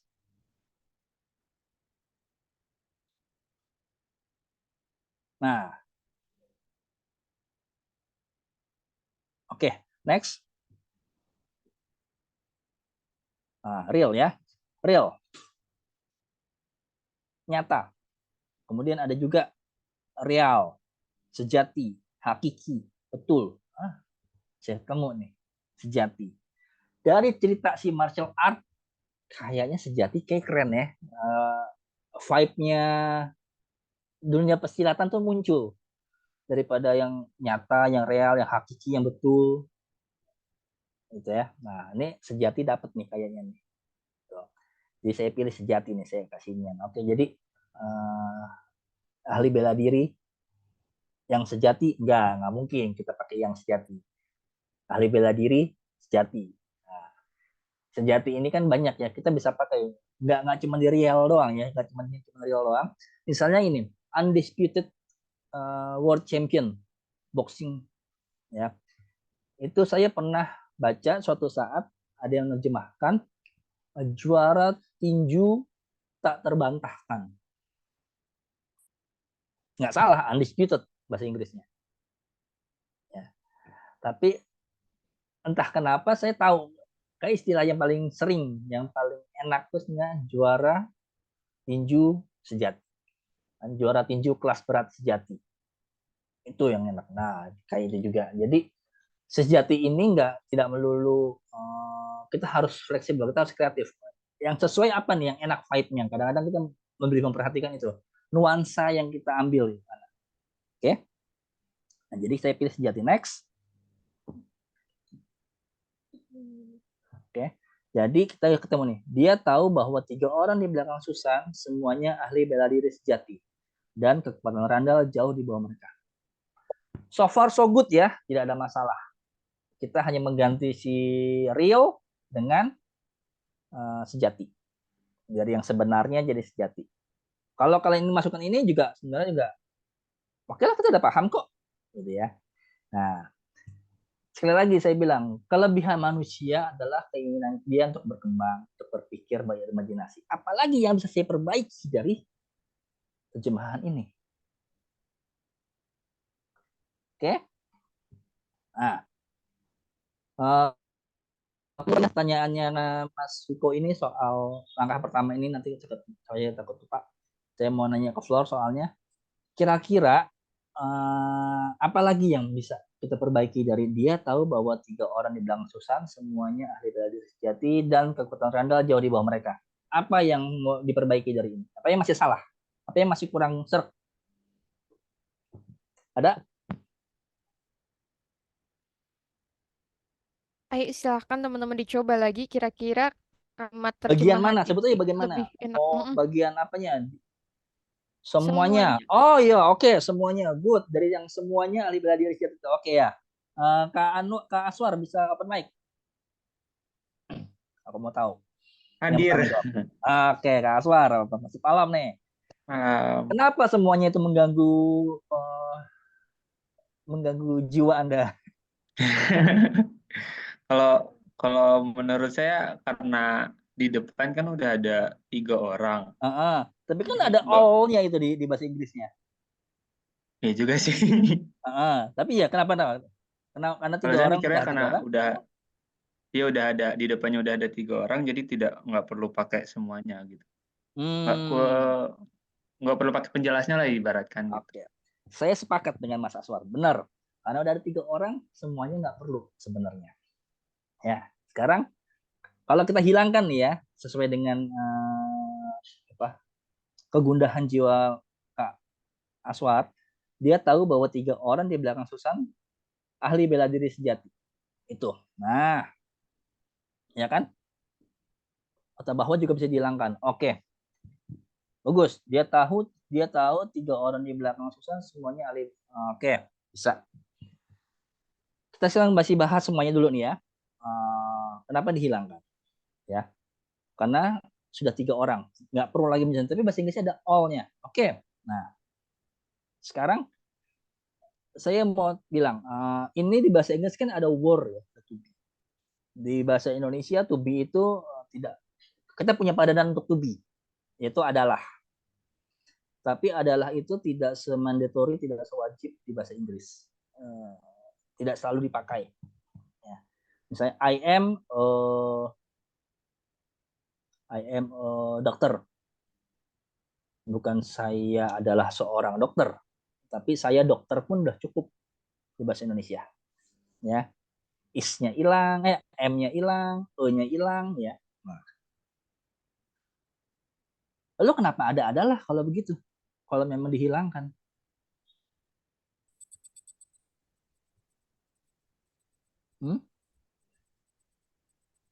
Kalau kenapa adalah ada? Kalau ternyata kita nggak butuh. Kalau coba nih yang cecet, dia tahu 3 orang di belakang Susan ahli belajar record. Oke, ya. Untuk Koningin de Rosen ini, aku lebih ini ya, sangat berhati-hati pakai titik koma ya. Dalam novel, terutama untuk novel ya, itu saya tidak menyarankan menggunakan titik koma karena dia itu fungsinya itu agak-agak rancu. Dia koma. Jadi kan titik koma itu sebenarnya gini, fungsinya itu adalah mengkomakan kalimat yang sudah ada komanya. Itu loh. Ya. Oh, kalau tanda pisah sengkang pun juga sama. Tanda pisah 2 itu sengkang panjang itu ya, strip panjang itu. Mungkin banyak yang nggak tahu. Kalau strip 1 itu fungsinya untuk memisahkan kata ulang. Ya, kura-kura, kupu-kupu, segala macam itu untuk misahin 2 itu. Nah, novel bahasa Inggris banyak yang itu adalah gaya bahasa Inggrisnya. Di bahasa Indonesia sebenarnya ada strip itu gunanya strip 1, strip pendek untuk kata ulang. Strip panjang ya, yang agak itu adalah atau tanda sengkang, itu sebenarnya menggantikan kata sampai. Jadi kalau kalian bikin 2 sampai 3 Desember, nah sampainya itu boleh kalian pakai kata yang sengkangnya ada panjang tuh, M-dash itu ya, yang agak panjang. Itu sebenarnya fungsinya itu doang. Dalam bahasa Indonesia, kita tidak punya teori yang menjelaskan bahwa sengkang panjang itu, tanda sengkang itu, bukan tanda strip, tanda sengkang, itu adalah untuk memberi penjelasan atau memisahkan kalimat. Enggak, kita pemisah kalimat kita tuh hanya koma dalam bahasa Indonesia. Nah, jadi memang banyak penerjemah-penerjemah yang mengadaptasi gayanya Inggris, karena mereka ngeliat tuh di sengkang langsung ditulis aja. Padahal sebenarnya kita nggak punya kebiasaan itu. Dalam aturannya kita nggak punya. Jadi saya sangat menghindari sengkang dalam narasi dan titik koma. Ya. Kalau titik koma mendingan dititikin aja, kita bikin kalimat baru. Kalau di novel, kecuali kalau titik komanya itu kan dalam penjelasan textbook atau jurnal atau juknis, nah itu beda lagi ceritanya ya. Oke. Tahu jadi paham betul, boleh. Terus apalagi nih yang ngomong? Pak, ini ya? Saya ingin tanya. Oke. Ya. Jadi kan di dalam bahasa Inggris itu kan kata dan itu ya, and itu kan umum ya, sangat umum sekali kalau dalam bahasa Inggris itu bisa untuk menghubungkan 2 klausa yang seperti itu, yang di atas itu seperti itu. Nah, tapi kata dan itu kalau di bahasa Indonesia itu tidak bisa sebelumnya itu koma itu, kecuali kalau itu memang melebihi dari 2 kata. Aha, ya. Nah, itu bagaimana kita menerjemahkan sesuatu yang sifat gramarnya itu berbeda, sifat penulisan kata koma itu udah jelas berbeda. Itu Mhm. bagaimana itu Ya, menyikapi hal itu? kalau saya bilang, karena kalian menerjemahkan ke bahasa Indonesia, gunakanlah peraturan bahasa Indonesia. Abaikan aturannya dalam bahasa Inggris. Tuh, karena itu juga saya bilang kenapa saya tidak pakai tanda sengkang, saya tidak pakai titik koma, karena itu kebiasaan bahasa Inggris, bukan kebiasaan kita. Gitu. Jadi kalau dan di sini bagi kalian itu setara, nggak perlu dikomain, atau tidak perlu koma, buang. Selama itu tetap bisa tetap bisa membuat kalimat itu mudah dipahami, ya. Tapi kalau bagi kalian itu sudah terlalu panjang, gini, kebiasaan orang itu kalau nulis koma itu adalah buat jeda baca. Itu kebiasaannya. Padahal bukan itu fungsi koma. Tidak pernah ada di buku EYD yang coklat itu ya. Kalian tahu kan buku EYD yang coklat itu? Fungsi koma memberi jeda dalam membaca, nggak pernah ada. Ya. Jadi jangan gunakan koma untuk menjeda membaca. Cara baca orang terserah orangnya baca. Kalian pakai koma sesuai dengan aturannya, memisahkan dua kata sifat, dua dan lebih kata sifat, dan memisahkan klausa yang bertentangan, yang kalimat majemuk yang bertentangan. Itu kalimat majemuk bertingkat, kalimat majemuk bertingkat. Misalkan kalimat majemuk bertingkat. Itu. Oke. Nah, sekarang kita kembali lagi ya. Ini udah banyak kita balik dulu ke si semuanya ini. Nah, seka adalah tadi ya. Maaf, tadi ke adalah. Jadi gini, kenapa sih kita masih pakai adalah dalam kamus kita? Gini, adalah itu dipakai sebagai to be, sebagai pemisah saat subjeknya panjang. Maksudnya apa kok subjeknya panjang? Ya. Kalau saya bilang begini, saya presiden, no problem, cuma mengerti. Saya presiden. Nggak perlu saya adalah presiden, nggak perlu. Oke. Sekarang coba kalau kalimat ini, saya presiden titik ya. Sekarang coba kalau kalimatnya begini, Bapak Susilo Bambang Yudhoyono presiden titik.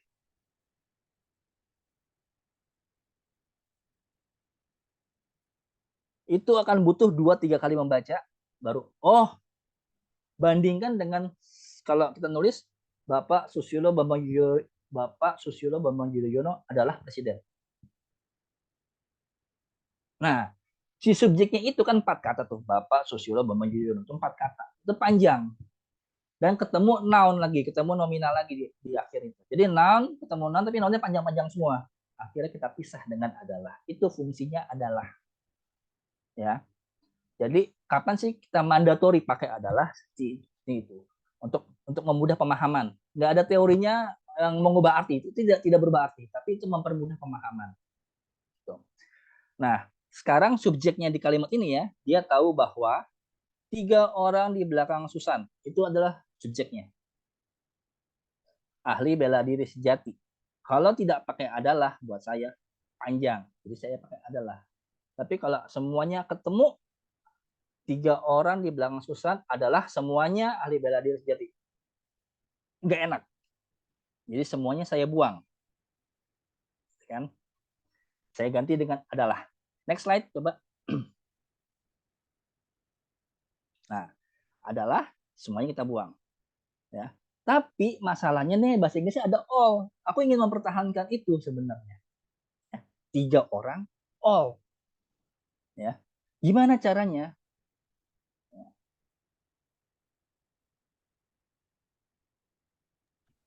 Oke, Alex ya. Gimana caranya mempertahankan si all tapi saya pakai adalah. Di bahasa Indonesia ada sebuah cara untuk mengelompokkan orang menggunakan kata bilangan. Ada yang tahu nggak caranya gimana? Ketiga orang, bener ada nih, bagus sekali. Jadi saya bisa mempertahankan saya bisa pakai peraturan adalah, semuanya masih dapat. Jadi next slide. Ya. Hasilnya adalah dia tahu bahwa ketiga orang di belakang Susan adalah ahli bela diri sejati dannya hilang komanya.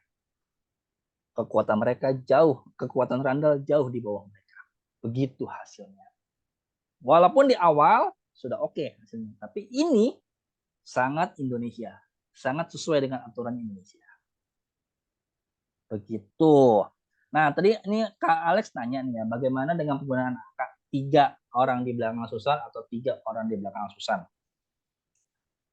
Sebenarnya nggak punya, di Indonesia nggak ada peraturan resmi ya. Kapan pakai angka, kapan pakai bilangan. Cuman biasanya begini, dalam novel ini lebih ke aturan yang tidak tertulis, kesepakatan yang tidak tertulis. Biasanya begini, kalau kata itu dibuat dalam satu kalau angka itu saat dibuat dalam bilangan hanya terdiri atas satu kata, biasanya ditulis dengan bilangannya.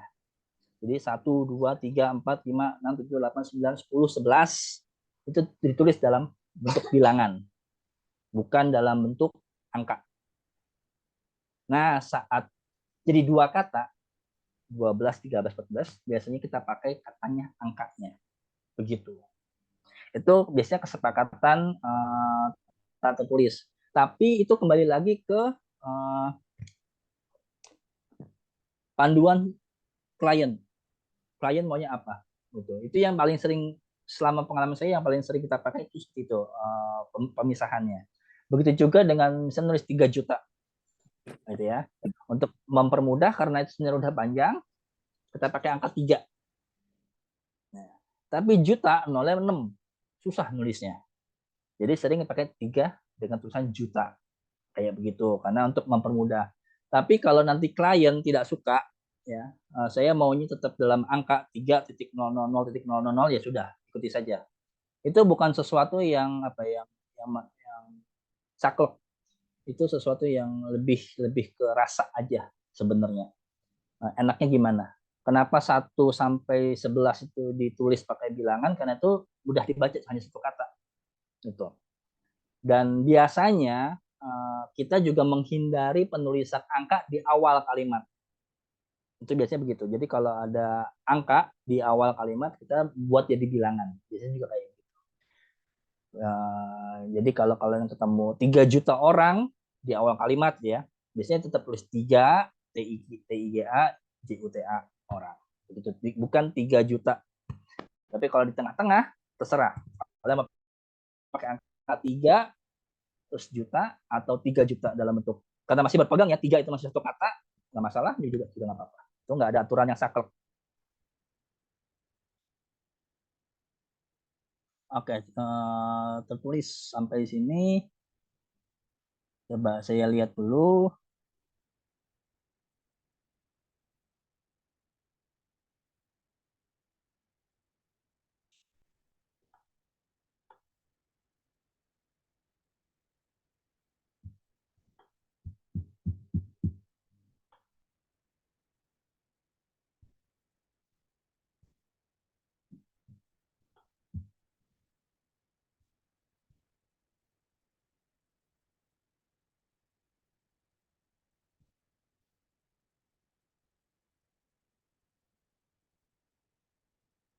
Oke, ini sudah ada panduannya nih ternyata nih ya. Kalau kalian mau pakai ini lebih detail, bagus, nggak apa-apa. Tapi sebiasanya bagus banget ya, makasih ya.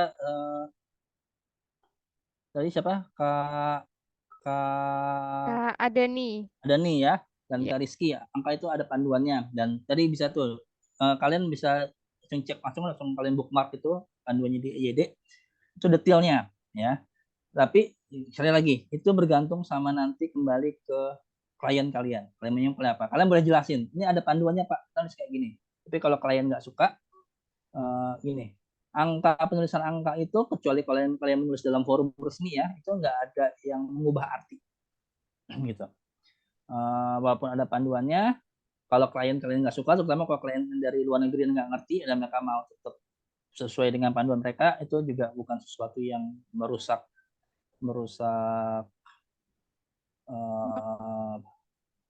seluruh terjemahan kalian, gitu. Oke ya. Nah, bagus. Jadi kita punya bahan baru nih buat besok ya. Ejaan tiba-tiba soal angka. Terus tambahan semuanya. Oke, berikutnya next. Oke. Quiz time. Tadi kan ada banyak ya kalimat dalam si novel yang saya bawakan pertama, tapi kita hanya bahas satu kalimat aja. Sekarang waktu untuk quiz. Next. Nah, ini adalah kalimat lanjutan dari yang tadi ya. Moreover, the situation was too late for her to remind Branson, and she could only watch the three of them getting closer and closer to Branson. Kak Nurul, tolong tadi ya kalimat yang tadi dari awal sampai akhir ini tolong di-copy ke mana? Ke chat. Jadi semua tahu tahu konteksnya ya. Her-nya ini maksudnya siapa? Karena nanti masih lanjutan dari yang tadi. Nah, begini kuisnya, cara mainnya. Kalian terjemahkan ini, kalimat yang ini. Ya, kalimat yang ini kalian terjemahkan. Kalian tulis mesin apa yang kalian pakai. DeepL kah, atau Google Translate kah, atau ChatGPT kah, atau yang lainnya. Terserah, berbayar boleh, gratis boleh, apapun terserah. Oke. Kemudian kalian tulis, si mesin ini nerjemahin jadinya kayak apa. Ya, kalian copy. Kalian bikin ini di Word aja. Jadi kalian tulis nih, kalian copy paste, moreover bla bla bla bla bla bla. Terus bawahnya kalian bikin saya pakai mesin ini. Ya, saya pakai website ini. Kemudian hasilnya seperti ini. Ya, kemudian kalian space lagi, hasil terjemahan saya seperti ini. Hasil akhirnya. Ya, hasil akhirnya setelah kalian modifikasi, kalian gunakan teori-teori yang ada. Ya, nah, kemudian kalian beri penjelasan di bawah. Kenapa sih saya pakai ini? Gitu. Saya nggak suka kata semuanya karena semuanya mengganggu. Jadi saya pakai ini. Saya tidak suka pakai kata sebenarnya karena sebenarnya aneh, terasa aneh. Jadi saya pakai ini, kayak gitu. Saya cari di sini, saya dapat kata ini, kayak gitu ya. Kalian bicara seperti biasa aja, nggak perlu dibuat kalimat yang aneh-aneh, nggak perlu kalian buat penjelasan yang pokoknya seakan-akan kan sedang bicara. Ya Kak, saya kok rasanya sebenarnya nggak enak. Jadi saya cari di Google, kalau ketemu kata ini, nanti juga nggak masalah. Ya. Pokoknya kalian beri penjelasan, pola pikir kalian seperti apa. Seperti teori-teori yang ada, yang kita berpikir. Jadi saya kurangi nih, saya reduksi. Ini kan bagi saya ini nggak perlu. Kayak tadi si Cepai saya tadi bilang bahwa juga bisa dihilangkan. Kayak itu. Jadi berarti kita reduksi. Atau saya tambahkan nanti, saya amplifikasi. Atau saya pindahkan, Kak. Ini kayak lebih enak di sini posisinya daripada di sini. Nah, kayak gitu. Oke? Nah, kalian buat ini di Word, terus kalian kirim ke emailnya ke info@translatoracademia.com ya, subjek emailnya quiz _ AI versus human _ nama peserta. Nama peserta ini sesuai dengan kalian yang terdaftar di sini ya. Jadi kita bisa ngecek. Tenggatnya, deadline-nya itu 21 Februari 2024. Sekarang kan tanggal 19, 21 ya. Anda punya 2 hari. Kok mepet gitu kan. Ini anggaplah sebagai latihan. Ya, boleh di-share juga ya. Nanti di copy juga ya. Apa namanya? Ini anggaplah latihan penerjemah. Penerjemah itu datanya selalu mepet. Gitu kan. Kalian itu kemungkinan besar targetnya itu sebenarnya sekitar 600 sampai 800 kata per hari untuk nerjemahin. Gitu. Jadi deadline kalian mepet. Jadi kalau kalian hanya satu kalimat aja 2 hari itu sudah sangat panjang. Nah, nanti 2 jawaban terbaik ya. Tidak ada yang paling baik, tidak ada yang paling benar, tapi yang terbaik dalam arti mereka tahu nih, oh saya pakai teori yang ini, saya ada alasannya. Gitu. Kenapa sih saya acak-acak jadi kayak gini hasilnya dari mesin ini? Setelah yang terbaik, gitu kan, akan dapat hadiah khusus dari Translator Academia. Oke. Kak masih bertanya lagi, saya mau tahu hasil percobaan nanti gabung.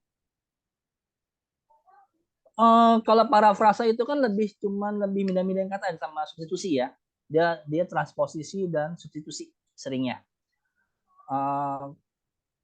Kak Dinda, kalau aku boleh pribadi bilang, aku nggak suka pakai yang parafrase karena sering kali karena dia sok mindah-mindahin kata supaya berbeda, supaya nggak kena scan plagiat, itu malah dia jadi mengubah arti seringnya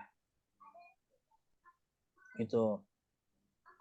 Jadi aku lebih milih ya, saya lebih milih pakai mesin aja, lalu kita yang parafrase, kita yang ubah, kita yang modifikasi gitu.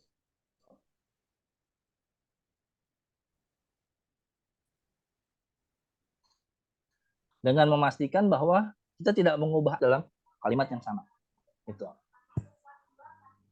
Oke ya, saya rasa cukup nih malam ini, kita sudah sampai, udah lewat malam sekali. Ini quiz, sekali lagi kumpulkan jam 12 tanggal 21.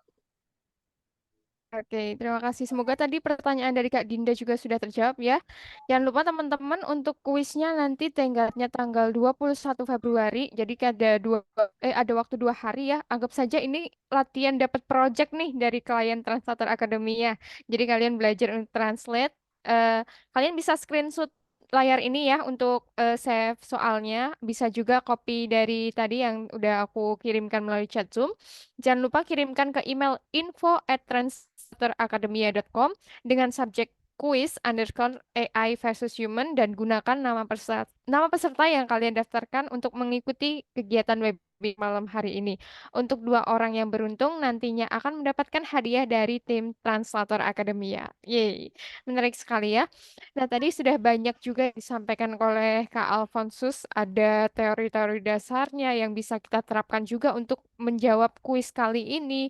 Kemudian kita sudah belajar tentang contoh kasusnya ya. Sudah banyak sekali yang kita diskusikan malam hari ini. Dan mungkin beberapa ada juga yang dari teman-teman tadi ada pengetahuan baru ya, misalnya ternyata bisa ada menggunakan AI berupa DeepL, kemudian ada aturan-aturan lain yang bisa kalian akses juga. Dan dari sini bisa kita simpulkan bahwasannya ternyata AI ini bisa atau boleh kita gunakan untuk menerjemahkan. Dan kita tugasnya sebagai seorang penerjemah adalah memoles lagi terjemahan kasar yang dihasilkan oleh AI tersebut Ya bagus sehingga sekali kan bisa Nurul. dinikmati. Iya kan, Iya Kak ya? itu ya, bisa Iya, dibilang seperti itu ya. Mm-mm. Jadi sekarang mungkin berbeda dengan masa saya dulu menerjemahkan. Mungkin sekarang masanya adalah di mana kita berlatih untuk memperbaiki hasil terjemahan mesin. Karena keniscayaan ya, kita sekarang di zaman yang nggak bisa lari dari AI gitu. Jadi daripada kita bermusuhan, kita manfaatkan lah gitu. Kita sini penerjemah perlu berlatih lagi untuk mengakomodasi AI sebagai bahan inspirasi awal terjemahan kasar yang kemudian kita bisa pakai jadi terjemahan kita yang lebih baik lagi gitu. Iya, betul sekali.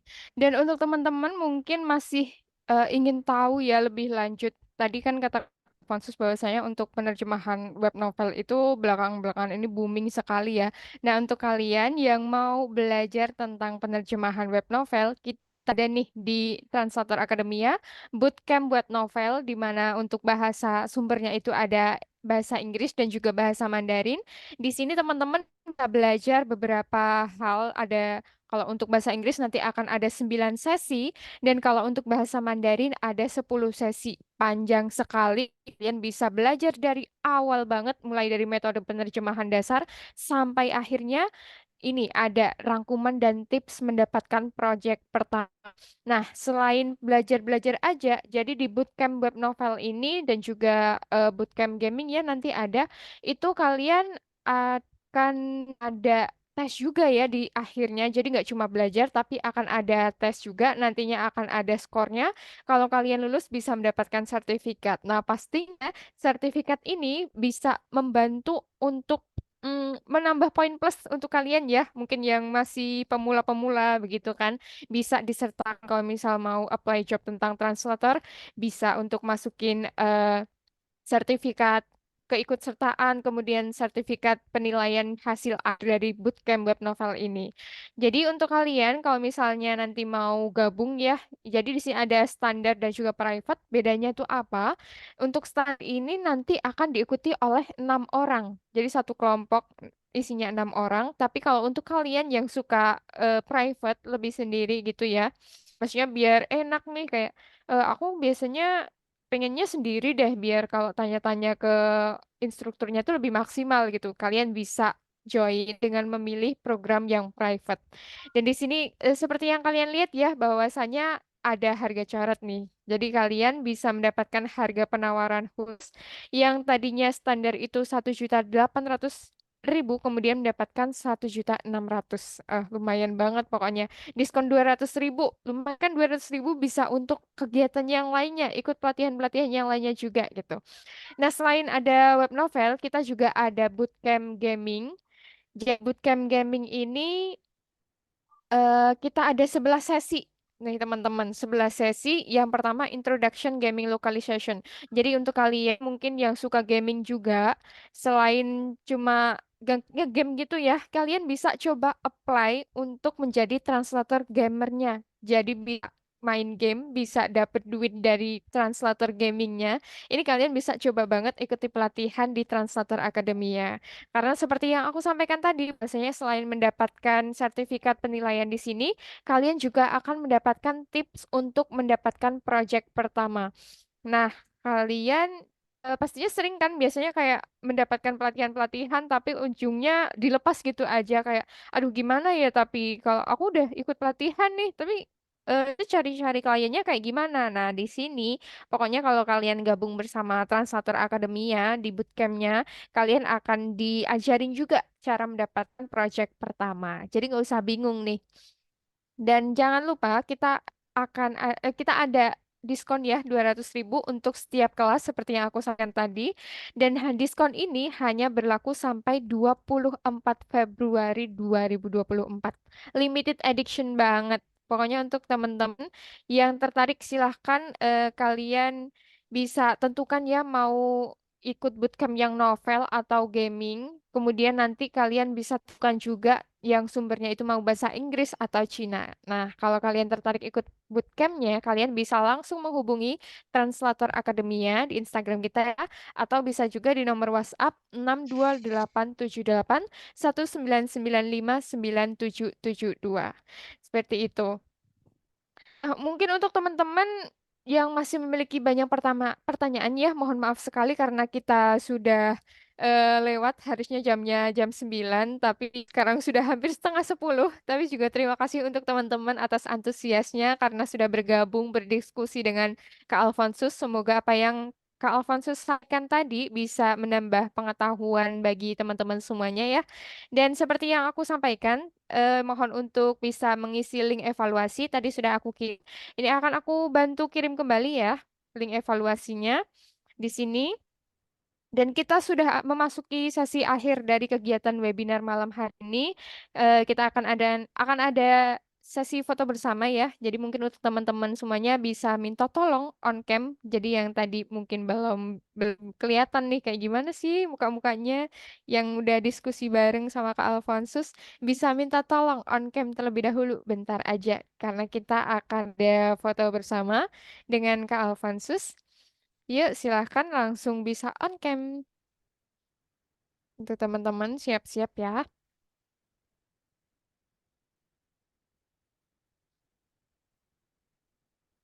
Ya, masih ditunggu. Jangan lupa ya Oh, nanti seperti itu. sebelum keluar untuk bisa mengisi link evaluasi yang aku isi tadi, yang aku share tadi.